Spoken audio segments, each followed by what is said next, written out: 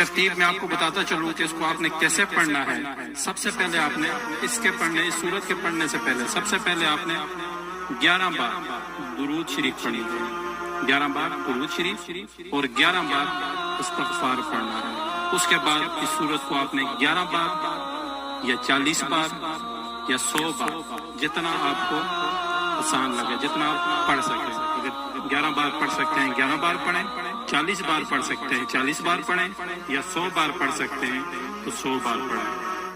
یہ پڑھ کر پھر آخر میں آپ نے 11 مرتبہ درود شریف پڑھنی ہے اور 11 مرتبہ استغفار پڑھنا ہے۔ اس وظیفے کو پڑھنے کے لیے بہترین وقت بعد از نماز فجر طلوع آفتاب سے پہلے، یا بعد از نماز عصر غروب آفتاب سے پہلے، یا بعد از نماز عشاء سونے سے پہلے آپ یہ وظیفہ کریں۔ اس وظیفے کو کم از کم 40 دن تک کریں۔